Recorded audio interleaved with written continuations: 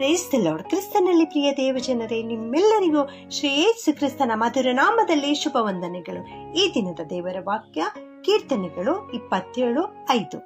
ಅಪಾಯ ಕಾಲದಲ್ಲಿ ಆತನು ನನ್ನನ್ನು ಗುಪ್ತ ಸ್ಥಳದಲ್ಲಿ ಅಡಗಿಸುವನು, ತನ್ನ ಗುಡಾರವೆಂಬ ಆಶ್ರಯ ಸ್ಥಾನದಲ್ಲಿ ನನ್ನನ್ನು ಭದ್ರಪಡಿಸುವನು, ಪರ್ವತಾಗ್ರದಲ್ಲಿ ನನ್ನನ್ನು ಸುರಕ್ಷಿತವಾಗಿ ಇರಿಸುವನು. Psalms 27, 5th verse. In times of trouble he will shelter me, he will keep me safe in his temple and make me secure on a high rock. ಅಪಾಯ ಕಾಲದಲ್ಲಿ, ನಮಗೆ ಕೇಡುಂಟಾಗುವ ಸಂದರ್ಭದಲ್ಲಿ ಕರ್ತನು ನಮ್ಮನ್ನು ತನ್ನ ಗುಪ್ತವಾದ ಸ್ಥಳದಲ್ಲಿ ಅಡಗಿಸಿಟ್ಟು ಕಾಪಾಡುವನು, ತನ್ನ ಗುಡಾರವೆಂಬ ಆಶ್ರಯ ಸ್ಥಾನದಲ್ಲಿಟ್ಟು ನಮ್ಮನ್ನು ಭದ್ರಪಡಿಸುವನು, ಪರ್ವತಾಗ್ರದಲ್ಲಿ ನಮ್ಮನ್ನು ಸುರಕ್ಷಿತವಾಗಿಟ್ಟು ನಮ್ಮನ್ನು ಕಾಯುವನು. ಮನುಷ್ಯರ ಒಳಸಂಚುಗಳಿಂದ ಹಾನಿ ಉಂಟಾಗದಂತೆ ದೇವರು ತನ್ನ ಸಾನ್ನಿಧ್ಯದಲ್ಲಿ ನಮ್ಮನ್ನು ಮರೆ ಮಾಡುತ್ತಾನೆ. ವಿವಾದಿಸುವ ನಾಲಿಗೆಗಳಿಂದ ನಮಗೆ ಕೇಡುಂಟಾಗದಂತೆ ನಮ್ಮನ್ನು ಗುಪ್ತ ಸ್ಥಳದಲ್ಲಿ ಕಾಪಾಡುತ್ತಾನೆ. ನಾವು ಪರಾತ್ಪರನ ಮೊರೆ ಹೊಕ್ಕಬೇಕು. ನಮಗೆ ಅಪಾಯ ಕಾಲ ಉಂಟಾದಾಗ ಕೇವಲ ದೇವರನ್ನು ನಾವು ದೃಷ್ಟಿಸಬೇಕು. ಪರಾತ್ಪರನ ಮೊರೆ ಹೊಕ್ಕಿರುವವನು ಸರ್ವಶಕ್ತನ ಆಶ್ರಯದಲ್ಲಿ ಸುರಕ್ಷಿತನಾಗಿರುವನು ಎಂದು ನಾವು ವಾಕ್ಯದಲ್ಲಿ ಓದುತ್ತೇವೆ. ನಾನು ಕಣ್ಣೆತ್ತಿ ಪರ್ವತಗಳ ಕಡೆಗೆ ನೋಡುತ್ತೇನೆ, ನನ್ನ ಸಹಾಯವು ಎಲ್ಲಿಂದ ಬರುವುದು?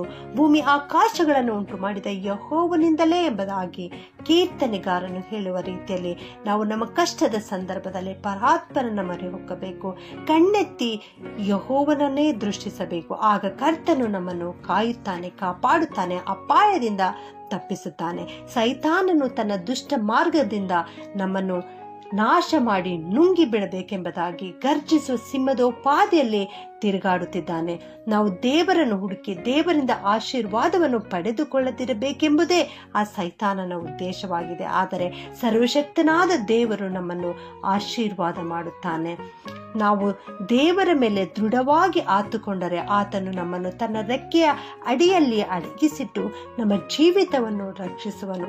ದೇವರನ್ನು ಹುಡುಕುವ ಪ್ರತಿಯೊಬ್ಬರು ಆಶೀರ್ವದಿಸಲ್ಪಡುವರು, ಕರ್ತನಿಂದ ರಕ್ಷಿಸಲ್ಪಡುವರು. ದೇವರು ನಮಗೆ ಆಶ್ರಯ ದುರ್ಗವಾಗಿದ್ದಾನೆ. ಆತನು ಇಕ್ಕಟ್ಟಿನಲ್ಲಿ ನಮಗೆ ವಿಶೇಷ ಸಹಾಯಕನಾಗಿದ್ದಾನೆ.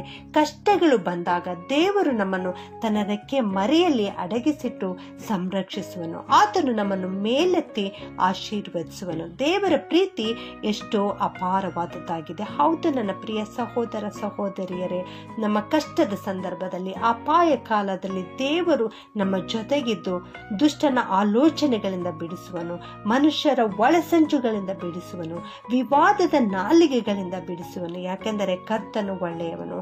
ಆಪತ್ತಿನ ಕಾಲದಲ್ಲಿ ಆತನೇ ನಮಗೆ ಬುರುಜಾಗಿದ್ದಾನೆ. ಆತನಲ್ಲಿ ಮೊರೆ ಹೊಕ್ಕವರನ್ನು ಆತನು ಬಲ್ಲನು. ಪ್ರಾರ್ಥನೆ ಮಾಡಿಕೊಳ್ಳೋಣ. ಭೂಪರಲೋಕವನ್ನು ಉಂಟು ಮಾಡಿ, ಭೂಪರಲೋಕವನ್ನು ಆಳಿಕೊಂಡು ನಮ್ಮನ್ನೂ ಕೂಡ ಉಂಟು ಮಾಡಿ ನಮ್ಮನ್ನು ಆಳಿಕೊಂಡು ಬರುವಂಥ ನಮ್ಮ ಪರಲೋಕದ ತಂದೆಯೇ, ಪ್ರಿಯ ಕರ್ತನೆ, ನಿನಗೆ ಸ್ತೋತ್ರಪ್ಪ.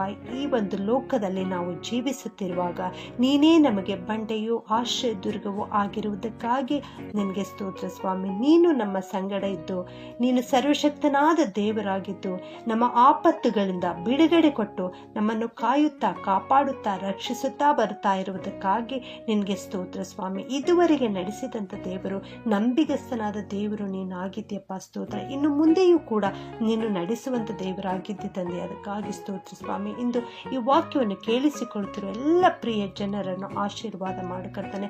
ಅವರಿಗೆ ಉಂಟಾಗುವ ಅಪಾಯ ಕಾಲದಲ್ಲಿ ನೀನು ಅವರನ್ನು ಗುಪ್ತ ಸ್ಥಳದಲ್ಲಿ ಬಚ್ಚಿಟ್ಟು ಕಾಪಾಡು ಸ್ವಾಮಿ. ನಿನ್ನ ಆಶ್ರಯ ಸ್ಥಾನದಲ್ಲಿಟ್ಟು ಅವರನ್ನು ಭದ್ರಪಡಿಸು ಸ್ವಾಮಿ. ಅಪ್ಪ, ಅವರನ್ನು ಸುರಕ್ಷಿತವಾಗಿ ಕಾಪಾಡು ಸ್ವಾಮಿ. ಇಂದಿನಿಂದಲೇ ನಿನ್ನ ಪ್ರೀತಿಯಿಂದ ನಾವು ಬಲವನ್ನು ಹೊಂದಿಕೊಂಡು ನೀನೇ ನಮ್ಮನ್ನು ನಡೆಸಿ ನಮ್ಮನ್ನು ಆಶೀರ್ವದಿಸುವ ದೇವರಾಗಿದ್ದೆ ಎಂಬುದಾಗಿ ನಿನಗೆ ಸ್ತುತಿ ಸ್ತೋತ್ರವನ್ನು ಸಲ್ಲಿಸುತ್ತಾ ನಿನಗೆ ವಂದಿಸ್ತೇವೆ ಸ್ವಾಮಿ. ಈ ಪ್ರಾರ್ಥನೆ ವಿಜ್ಞಾಪನೆಗಳನ್ನು ಯೇಸು ಕ್ರಿಸ್ತನ ಅಮೂಲ್ಯವಾದ ನಾಮದಲ್ಲಿ ಪ್ರಾರ್ಥಿಸಿ ಬೇಡಿದ್ದೇನೆ ತಂದೆಯೇ, ಆಮೆನ್.